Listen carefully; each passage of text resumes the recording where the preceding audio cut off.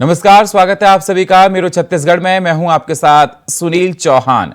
छत्तीसगढ़ में विधानसभा चुनाव से ठीक पहले भाजपा और कांग्रेस में सियासत जमकर गर्म है। ये सियासत अब पीएससी में भाई भतीजा और बेटा बहू को डिप्टी कलेक्टर डीएसपी बनाने को लेकर हुई है। ये रिपोर्ट देखिए।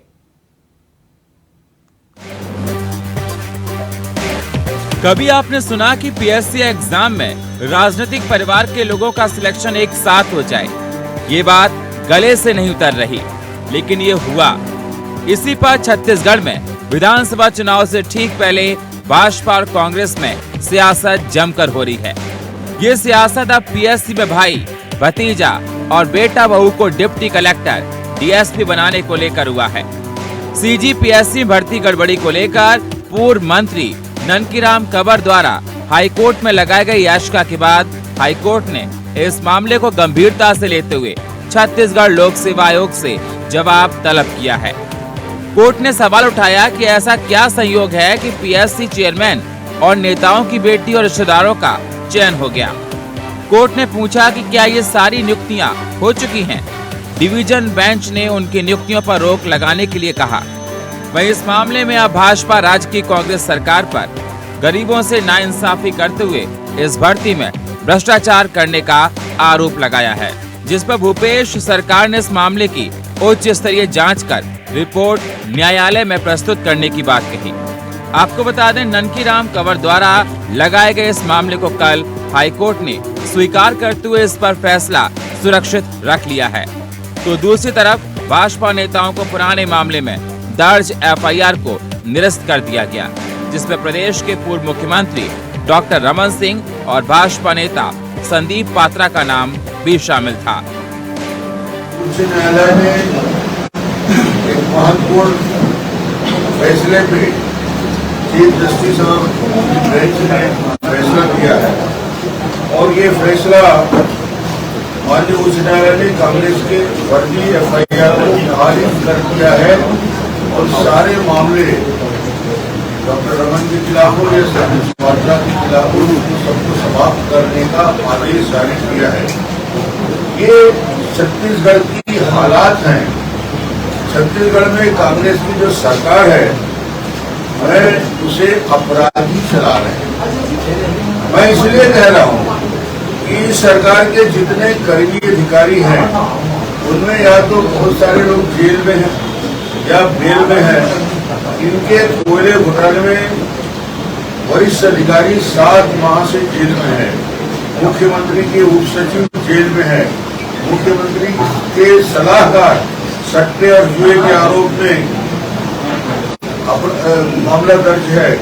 खुद मुख्यमंत्री बेल पर है। ये अपराधियों की सरकार है।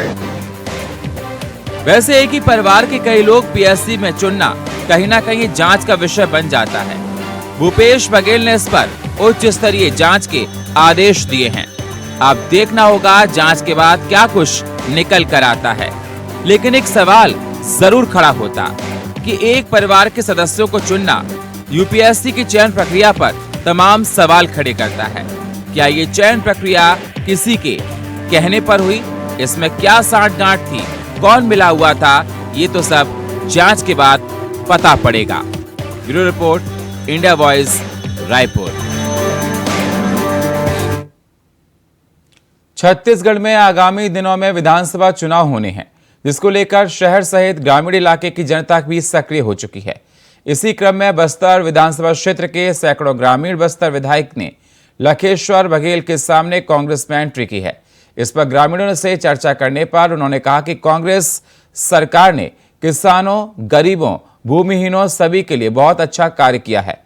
उनके रीति नीति से प्रभावित होकर हम सब ने आज बस्तर विधायक लखेश्वर बघेल के समक्ष कांग्रेस में प्रवेश किया है।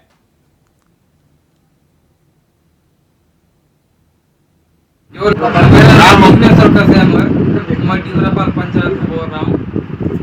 लखेश्वर बघेल जी जो काम कर रहे हैं वो अच्छा लग रहा है। जो भूपेश बघेल जी जो काम कर रहे हैं, किसानों को कर्जा माफ कर रहे हैं, जो भी कर रहे हैं। अभी 2600 कुंटल बोले हैं, वो लास्ट हो तो 2800 कुंटल होगा। तो सर बोले हैं तो जो हो जाएगा। और हम लोग को क्या चाहिए, किसान आदमी को। छत्तीसगढ़ बीजेपी द्वारा पूरे छत्तीसगढ़ में निकाली जा रही परिवर्तन यात्रा 21 सितंबर को दुर्ग पहुंचेगी। यह आयोजन मां शतरूपा शीतला मंदिर के सामने स्थित हॉकी ग्राउंड में होगा। इस बारे में कार्यक्रम के प्रभारी चतुर्भुज राठी ने बताया, यात्रा विभिन्न जगहों पर भ्रमण करते हुए कल दुर्ग पहुंचेगी, जहां कार्यक्रम में मुख्य रूप से सभा स्थल हॉकी ग्राउंड में पूर्व मुख्यमंत्री रघुवर दास शामिल होंगे और सभा को संबोधित करेंगे। और वहीं उनके साथ प्रदेश स्तर के नेता सहित स्थानीय कार्यकर्ता और नेता बड़ी संख्या में शामिल होंगे, जिसकी तैयारियां बड़े जोर शोर से की जा रही हैं।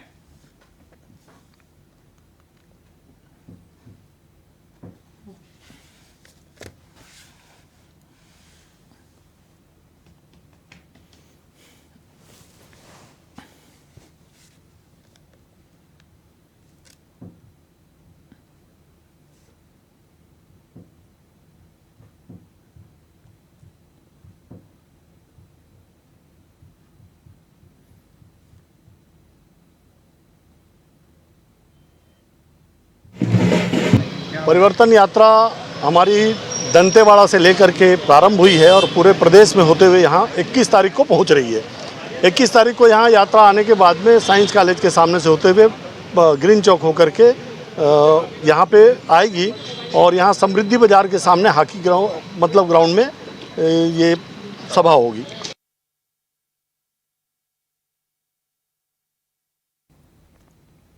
छत्तीसगढ़ में धान पर सियासत गरमाई हुई है। बीजेपी और कांग्रेस मामले में एक दूसरे पर निशाना साध रहे हैं।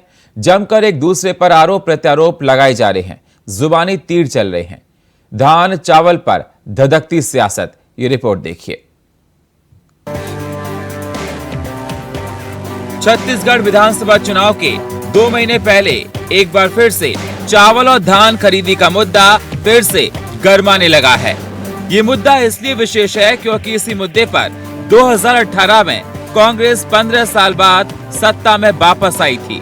इसलिए कांग्रेस की जीत का मूल मंत्री किसान हितैषी होना है।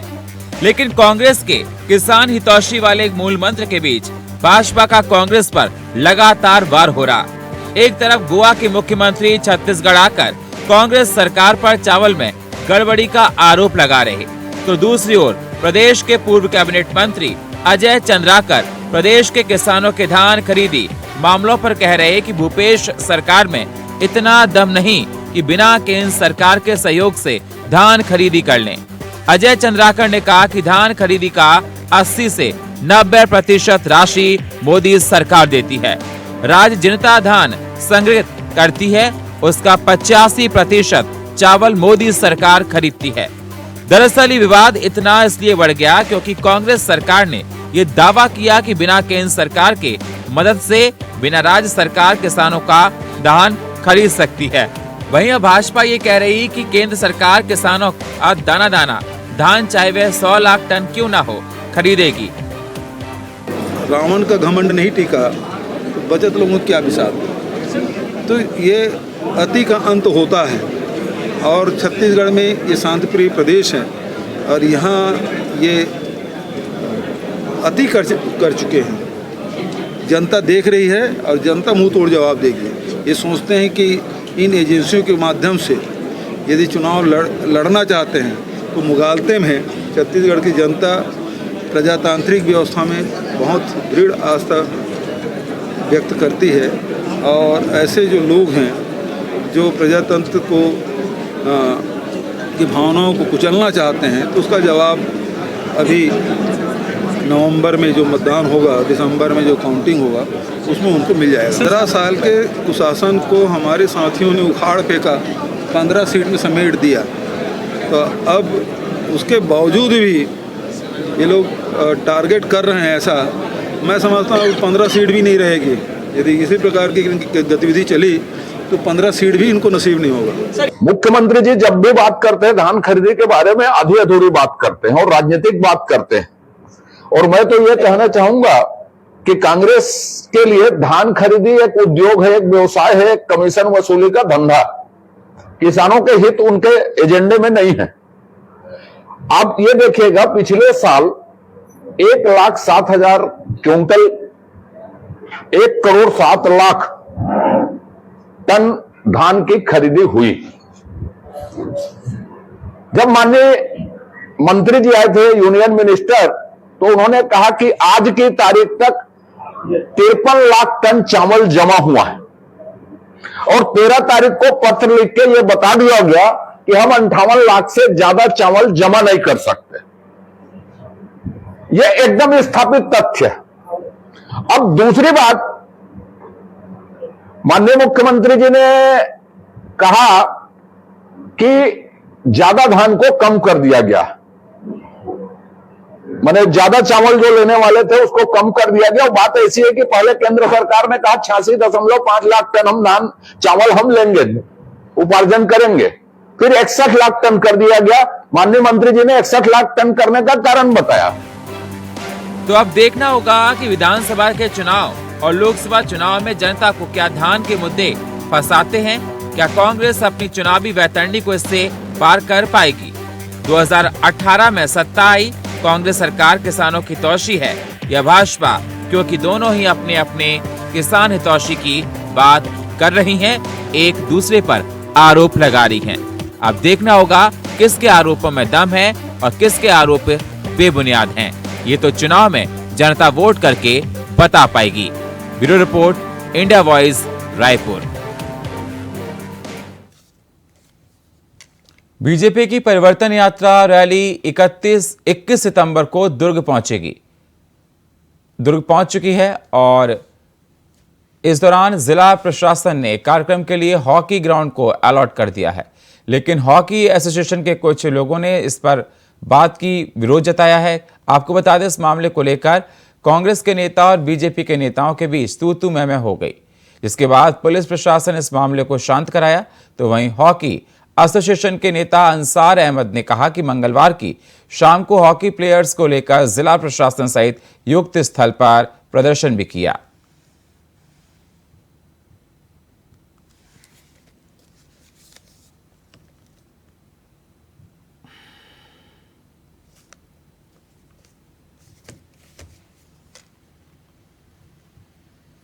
बलौद जिले के बलौद थाना क्षेत्र के अंतर्गत ग्राम सौतारा में सुबह सुबह एक युवती का शव तालाब से तैरता हुआ बरामद किया गया है।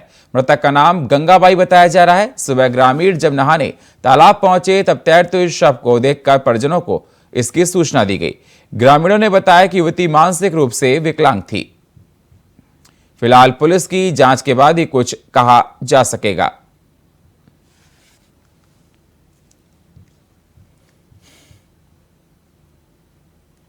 कक्षा 9वीं से लेकर 12वीं तक के छात्र छात्राओं से छिपी प्रतिभा को निखारने के लिए समग्र शिक्षा अभियान के तहत बालोद जिले के कला केंद्र में कला उत्सव का आयोजन किया गया, जिसका उद्देश्य विद्यार्थियों की कलात्मक प्रतिभाओं को पहचानना, उसे पोषित करना और शिक्षा में कला को बढ़ावा देना है। कला उत्सव की इस आयोजन में पूरे जिले भर से स्कूली छात्र छात्राएं चिन्हित होकर पहुंचे। उन्होंने संगीत, नृत्य, नाटक, मिट्टी कला सहित लगभग 10 कई कला का प्रदर्शन भी किया है।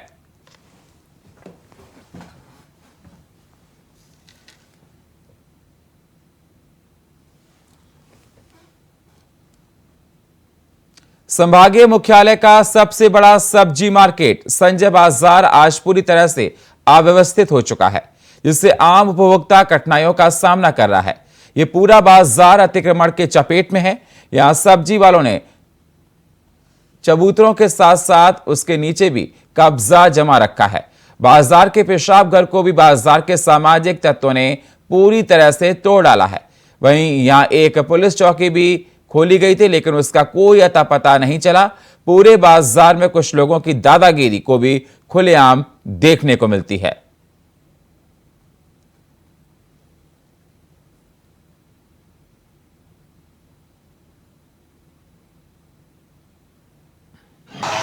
मैं यहाँ सब्जी लेने आया था। मैं जगदलपुर का ही नागरिक हूँ, पर यहाँ अव्यवस्थाएं देख के मैं खुद परेशान हो गया हूँ या चकित रह गया हूँ। यहाँ जितना कहीं कीचड़ भरा हुआ है, तो कहीं दुकान वाले रोड से बाहर अपनी दुकानें निकाल दिए हैं, कहीं रास्ते में ठेला लगे हैं और बांस भी इस कदर बुरी कदर बदबू है। यहाँ सब्जी लेना में बहुत ज्यादा परेशानियों का सामना करना पड़ रहा है।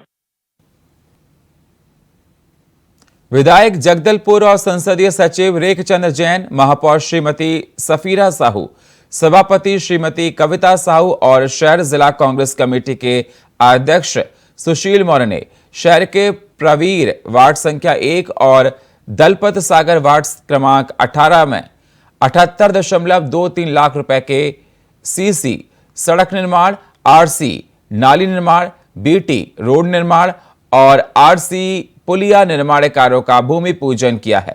विधायक जगदलपुर और संसदीय सचिव रेखचंद्र जैन ने कहा कि भेदभाव रहित विकास हमारी सरकार की प्राथमिकता है। वार्ड पार्षद चाहे कांग्रेस का हो या भाजपा का, बिना भेदभाव के राशि आवंटित की गई।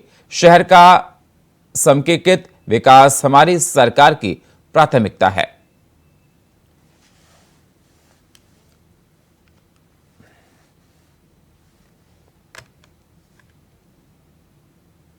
धमतरी में एक बड़ा सड़क हादसा हो गया। आपको बता दें कि अज्ञात पिकअप ने एक युवक को टक्कर मार दी है, तो वहीं युवक गंभीर रूप से घायल हो गया। फिलहाल युवक को इलाज के लिए 108 वाहन से सामुदायिक स्वास्थ्य केंद्र मगरलोड ले जाया गया था, तो वहीं सामुदायिक स्वास्थ्य केंद्र मगरलोड से युवक को धमतरी के जिला अस्पताल रेफर कर दिया गया था, लेकिन युवक अस्पताल पहुंचने से पहले ही रास्ते में दम तोड़ दिया था। तो वहीं पुलिस ने केस दर्ज करके आगे की कार्रवाई शुरू कर दी है।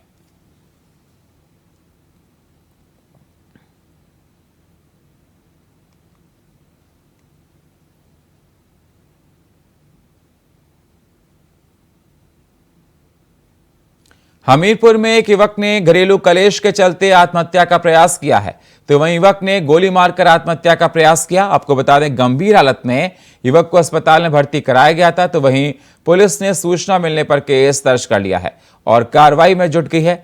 दरअसल पूरा मामला हमीरपुर के मदोहा कोतवाली क्षेत्र के माचा गांव का बताया जा रहा है।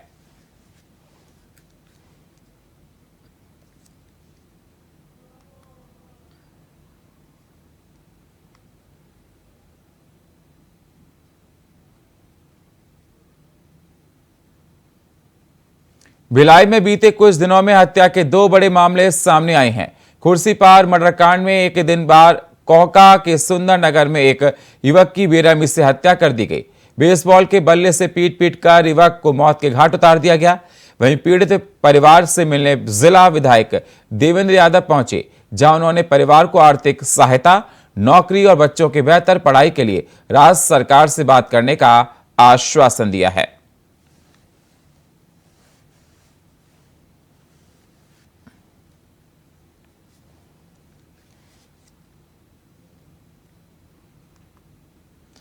अट्ठाईस सितंबर को दुर्ग में पहली बार किसी बॉलीवुड अभिनेत्री का आगमन हो रहा है, जहां गदर फिल्म की फेमस अभिनेत्री अमीषा पटेल पहुंच रही हैं।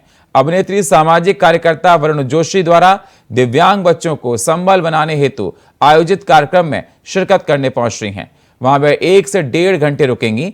ये कार्यक्रम पंडित रविशंकर स्टेडियम में रखा गया है। वह बच्चों को उपहार और सम्मान देकर लोगों को संबोधित भी करेंगी। इस बारे में जानकारी देते हुए कार्यक्रम के आयोजक वरुण जोशी ने बताया, ये पहली बार है कि दुर्ग शहर में किसी बड़ी बॉलीवुड अभिनेत्री का दुर्ग आगमन हो रहा है, जो काफी लंबे समय तक यहां पर रहेंगी और दिव्यांग बच्चों को संबल बनाने में अपना सहयोग देने में पहुंच रही हैं। जहां कार्यक्रम के दौरान वरिष्ठों का सम्मान और विविध योजनाएं भी किए जाएंगे। दुर्ग की जनता ने इस आयोजन को लेकर काफी उत्साह देखा जा रहा है। ये कार्यक्रम दिव्यांग बच्चों को लेकर है। इसमें दिव्यांग बच्चों को हम उपहार देंगे और उनकी ज़रूरत के सामान जो उनके भविष्य में काम आ सके वो अमीषा पटेल जी और जो हमारे समाज सेवक जो आएंगे उनके हाथों से उन्हें दिया जाएगा। साथ ही इस कार्यक्रम को लेकर हमारी तैयारी चल रही है। कल से इस स्टेडियम की सफाई वगैरह होगी और पूरी तैयारी चल रही है इस कार्यक्रम की। और इस कार्यक्रम में डांस और संगीत के माध्यम से जो दर्शक आएंगे उनका मनोरंजन भी किया जाएगा और ये कार्यक्रम भव्य रूप से होने जा रहा है। तो मैं आपके माध्यम से, चैनल के माध्यम से मैं मांग करता हूं कि सभी के सभी इस कार्यक्रम में सम्मिलित हों।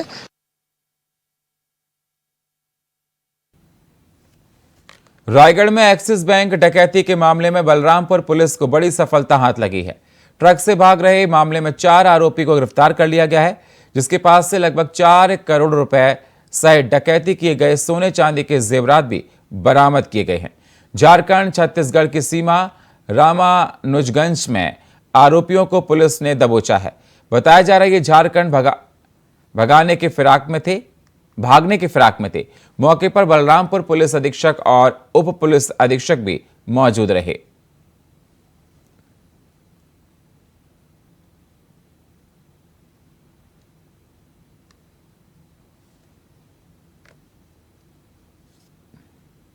बस्तर संभाग मुख्यालय जगदलपुर स्थित नगरनार स्टील प्लांट भू प्रभावित परिवार के सदस्य अपने अधिकारों के लिए एनएमडीसी स्टील प्लांट के मेन गेट पर आमरण अनशन भूख हड़ताल पर बैठ गए हैं।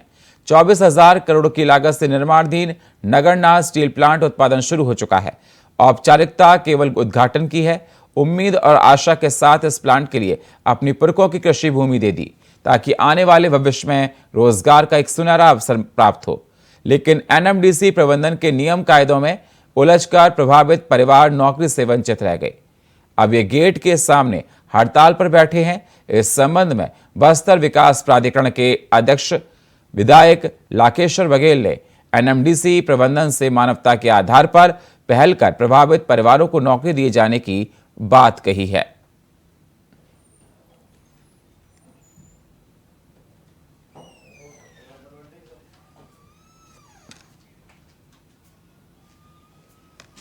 विधायक जगदलपुर और संसदीय सचिव रेखचंद जैन और शहर जिला कांग्रेस अध्यक्ष सुशील मौर्य ने विधानसभा क्षेत्र के ग्राम पंचायत भेजा पदर, माड़पाल, खुटपदर और कुरंदी 2 में 60,32,000 रुपए के सामुदायिक भवन, सामाजिक भवन, बोरिंग घाट निर्माण, माता गुड़ी जीर्णोद्धार कार्य को साथ ही सीसी सड़क के निर्माण कार्यों का भूमि पूजन किया। इस अवसर पर विधायक जगदलपुर और संसदीय सचिव रेखचंद जैन ने कहा कि हमारे प्रदेश के यशस्वी मुख्यमंत्री भूपेश बघेल की मंशा अनुरूप हर समाज को भवन और भूमि उपलब्ध कराई जा रही है। पनका समाज, गदवा समाज और अमनजीत समाज की बहुप्रतीक्षित मांग को पूरा कर दिया गया। अब सामाजिक कार्यक्रमों के लिए सामाजिक भवन उपलब्ध होगा।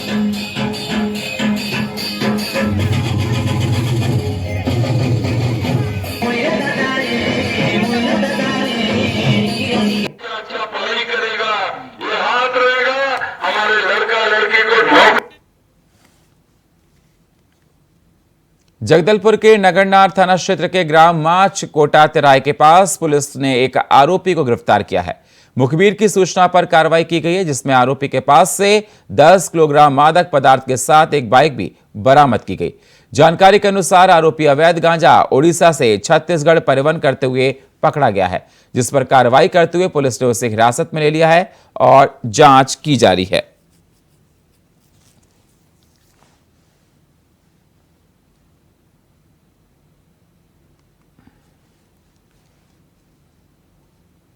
कोरबा जिले की कटघोरा पुलिस ने चोरी के मामले में 2 आरोपियों को 48 घंटे के भीतर गिरफ्तार कर लिया है। तो वहीं दोनों आरोपियों में से 2 बोलेरो कार जब्त की गई। उसी दौरान एसडीपीओ पंकज ठाकुर ने बताया कि इस मामले में गिरफ्तार आरोपी लखनपुर क्षेत्र के रहने वाले हैं।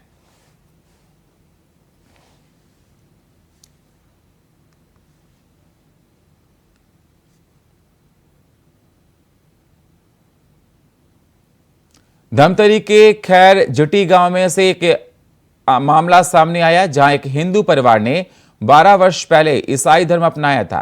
तो वहीं उस परिवार में से एक 75 वर्षीय बुजुर्ग महिला की मौत हो गई है, जिसके अंतिम संस्कार की बात को लेकर गांव में काफी आक्रोश का माहौल बना हुआ है। आपको बता दें, बजरंग दल और विश्व हिंदू परिषद के कार्यकर्ताओं ने धर्मांतरित परिवार को शव दफनाने के लिए जगह नहीं दे रहे हैं। तो वहीं ग्रामीणों ने कहा कि जिस धर्म को अपनाया है उसी रीति रिवाज से अनुसार शव का दाह संस्कार होना चाहिए। साथ ही इस मामले को लेकर पुलिस और कार्यकर्ताओं के बीच झड़प भी हुई।